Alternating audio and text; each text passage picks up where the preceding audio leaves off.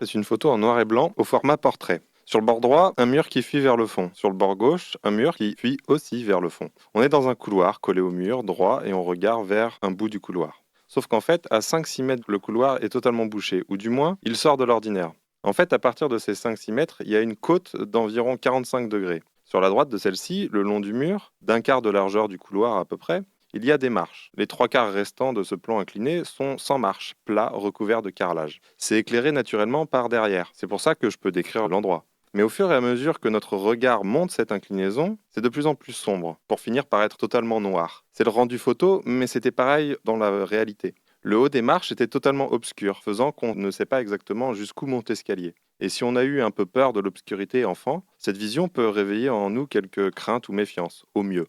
Au sol, dans le couloir, plein de gravats, et sur ce même sol, des rails métalliques tordus, du genre passe-câble de plafond dans les sites industriels. Sur le mur gauche, en hauteur et s'enfonçant dans l'obscurité, on voit des rails aériens, comme dans une blanchisserie, mais ici de taille industrielle, supportant des charges bien plus importantes. C'est désaffecté et assez obscur. Il y a une atmosphère inquiétante ou post-apocalyptique, c'est selon. Le côté inquiétant vient surtout quand on sait à quoi servait le lieu lorsqu'il était actif. Il s'agit d'un ancien abattoir, celui de Rezé, détruit désormais et où se trouve Transfert. Donc les rails servaient à déplacer les carcasses des bêtes achevées. Et à l'étage, c'est obscur parce que c'était réfrigéré, donc très isolé, voire hermétique. Et bien que le lieu était abandonné depuis au moins 8 ans à l'époque de la photo, cette partie réfrigérée était restée bien calfeutrée.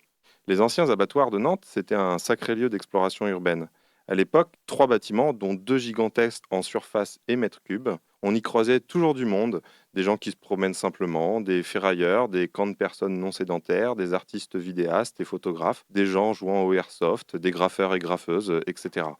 Difficile de savoir ce qui me plaît dans l'exploration urbaine, mais je pense que ça fait l'écho à l'enfant que j'étais et qui adorait les aventures d'exploration d'endroits perdus et oubliés, comme dans les films Indiana Jones. Voir ces lieux où la nature reprend toute la place progressivement, les bâtiments se détériorer plus ou moins vite, et essayer de comprendre l'utilité et la manière dont fonctionnait le lieu en l'observant et en faisant appel à ces quelques connaissances. Imaginer les conditions de travail des personnes qui y étaient en tombant dans les bureaux, les vestiaires, les postes de pilotage, etc. Et puis le temps est figé, alors quand on y fait des photos, on a le temps de s'y reprendre à plein de fois pour obtenir celle qu'on veut, ou de chercher celle qu'on veut.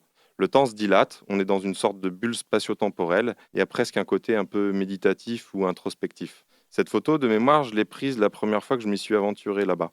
Et cette montée vers l'obscurité représentait un voyage vers la mort pour des milliers d'animaux, un espace inquiétant. Sans lumière pour voir où je posais les pieds, je n'y suis pas allé forcément. Et puis, enfant, j'avais peur de l'obscurité.